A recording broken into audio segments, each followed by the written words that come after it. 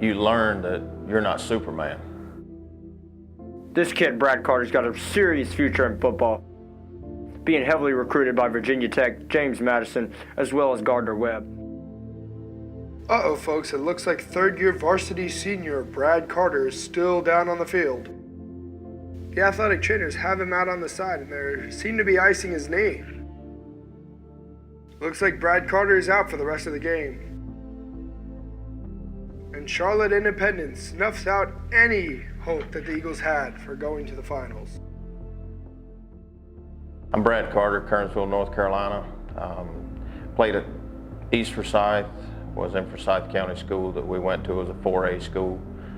Played ball for 4 years, played varsity 3 years, lettered 3 times. We were in the second round of the playoffs, and we played in Charlotte. It was Charlotte Independence, and it was cold. And we had a good thing going. A couple guys got hurt. Really playing well against a very aggressive, strong team.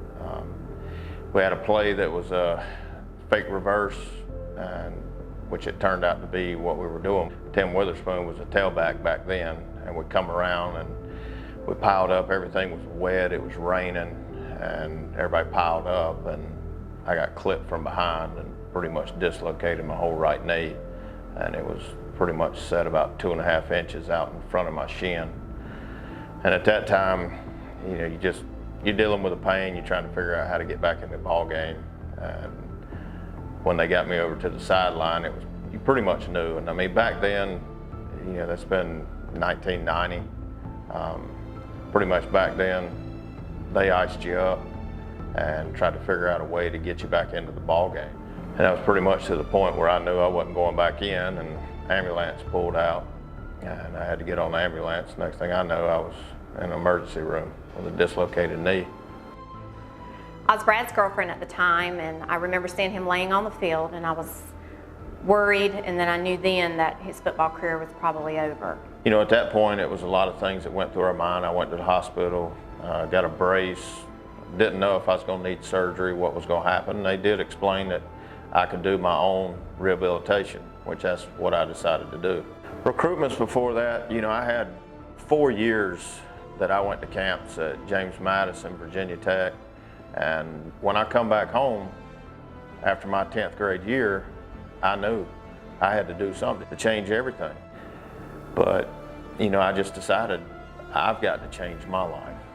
And, you know, what I did was just put my nose to the ground and tried to figure out what I wanted to do. You know, I'd worked for my dad every summer since I was about 10 years old. And I decided, you know, to kind of follow in his footsteps and be able to help the family out. So, you know, I went to community college, blueprint reading, where I'd know how to price commercial jobs and take over that side for my dad and try to help. And, you know, as time moved on, there were situations that you know, it wasn't under my control, but it's hard to talk about. My mama got sick with cancer, and that was a choice in my life I had to make. To be that leader I was as a senior, playing ball and take care of my family, or step to the side. I was there for Brad during the rehab. We worked together. We were a team then, and we were also a team when it came time for him to take over his parents' company. I was currently working at Wake Forest at the time, and he asked if I'd come home and help run the business with him, and we've been a team since high school, throughout our marriage. We work as a team. It takes both of us working together and willing to help each other. I feel that that's how blessed and our marriage has been, working together. At the time that I took over business in really 2002, that's when I kind of realized, and you look back on life and, you know, as an injury or anything that happens to you in life, I mean, it's a lesson. You just got to get back up. And those points in life for me have been forever. You know, you get punched in the mouth, you get back up and you just keep fighting. And, you know, for life for me, that's the way it's always been. And, you know, I was taught that as a young boy and a young man. And, you know, as you grow up in faith, you know, I've got to be a leader of a family, and, you know, life is